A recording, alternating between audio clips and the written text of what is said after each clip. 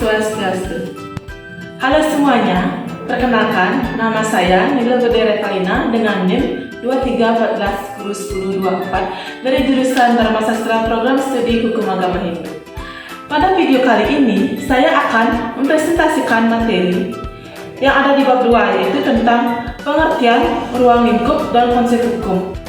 Sebab yang akan saya bahas pada video kali ini, yang pertama ada pengertian hukum, yang kedua ada ruang lingkup hukum, yang ketiga ada ruang lingkup berlakunya, dan yang terakhir ada konsep hukum menurut Weda.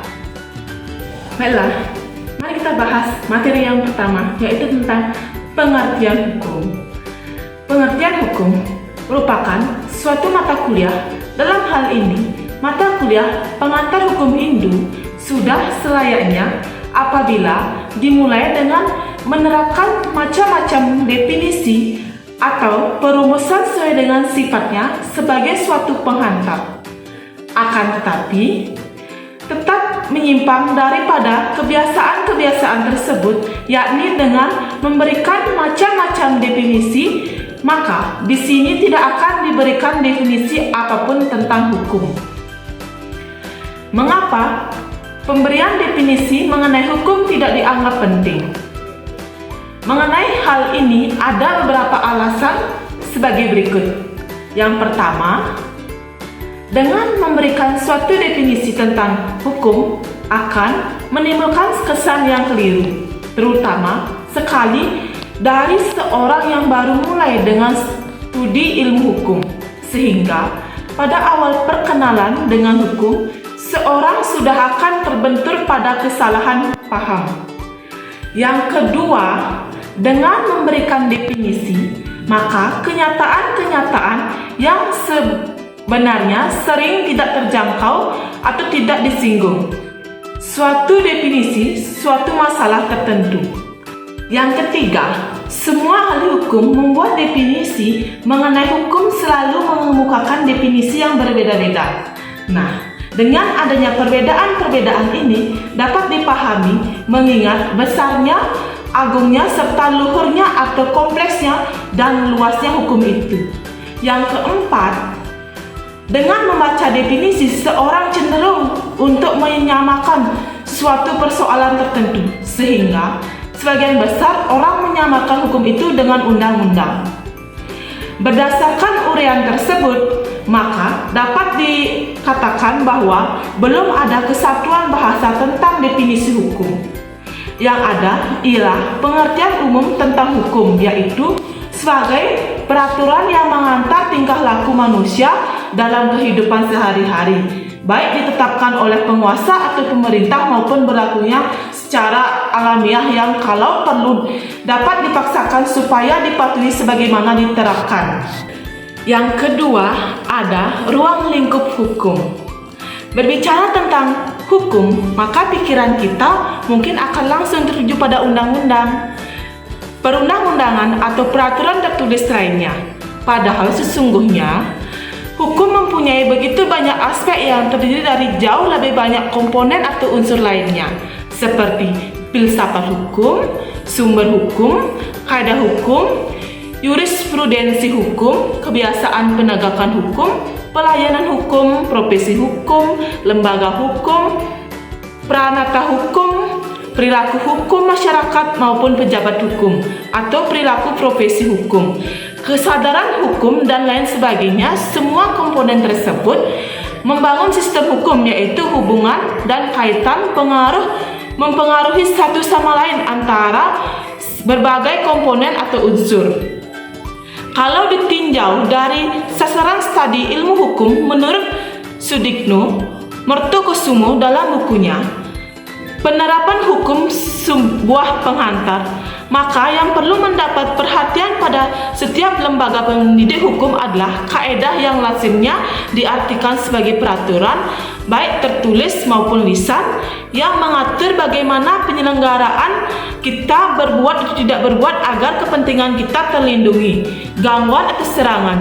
Kaedah merupakan objektif masyarakat tentang apa siogianya diperbuat atau tidak diperbuat. Pengertian kaedah hukum meliputi asas-asas hukum dalam arti sempit atau nilai norma dan peraturan hukum konkret.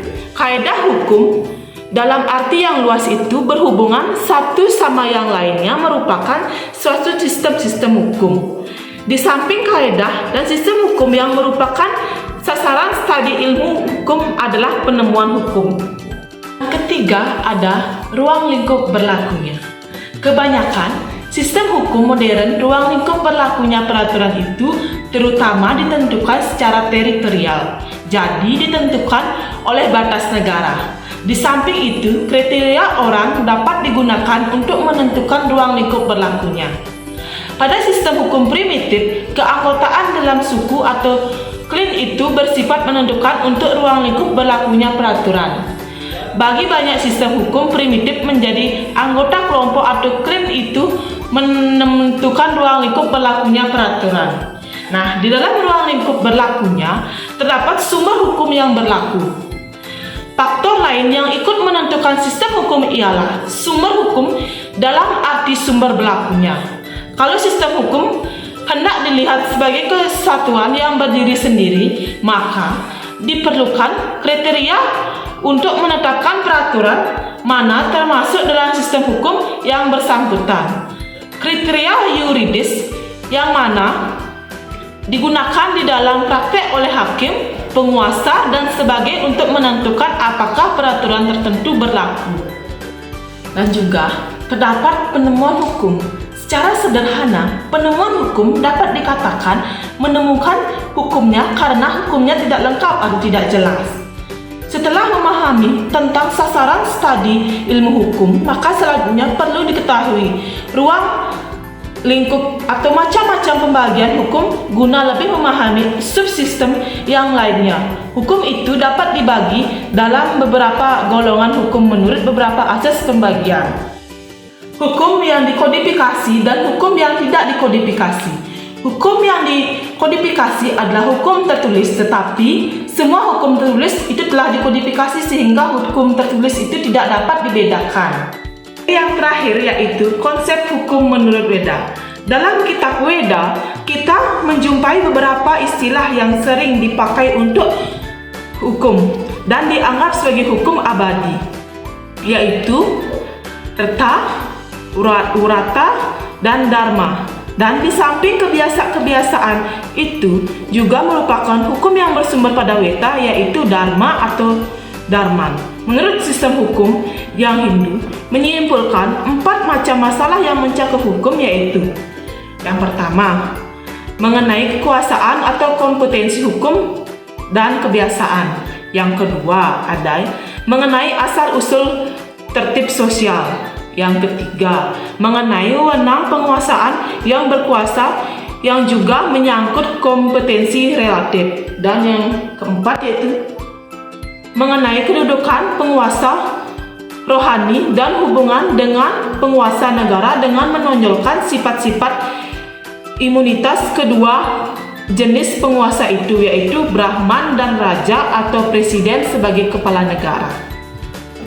Adapun mengenai kompetensi hukum dan kebiasaan yang mengatur hidup seorang bermasyarakat berdasarkan hukum Hindu bersumber pada kekuasaan Tuhan yang menciptakan atau menurut hukum-hukum abadi yang di dalam sejarah pertumbuhan Hindu dikenal dengan berbagai istilah hute.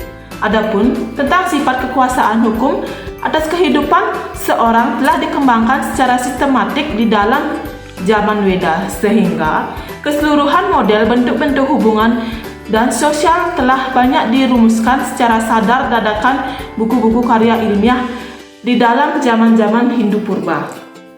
Pembagian kelompok-kelompok kerja berdasarkan sifat spesiasi telah dimulai dilansir sejak zaman Weda dengan memperkenalkan konsep masyarakat dengan mengelompokkan anggota-anggota masyarakat berdasarkan kelompok-kelompok ahli yang dikenal dengan istilah warna atau caturwarna, yang kemudian menjadi konsep yang merombak sikap pandangan para penulis menjadi bentuk kelompok berdasarkan fungsionalisasi menjadi status sosial berdasarkan keturunan. Perubahan pandangan seperti ini tak dapat dihindari karena di samping masalah komunikasi yang sulit, kesulitan bahasa telah memungkinkan timbulnya golongan elit tertentu untuk menggunakan konsep-konsep kata yang menyempit dan kaku, sehingga timbullah konsep-konsep sosial baru yang berubah pola pikir orde sosial berdasarkan Weda menjadi sosial berdasarkan versi Brahnimes. Baik, sekian video presentasi dari saya. Jika ada kesalahan dalam presentasi tadi, mohon dimaafkan, karena sesungguhnya tiada gading yang tak retak, tiada manusia yang sempurna. Akhir presentasi saya tutup dengan Pramu Santi. Om Santi Santi Santi Om.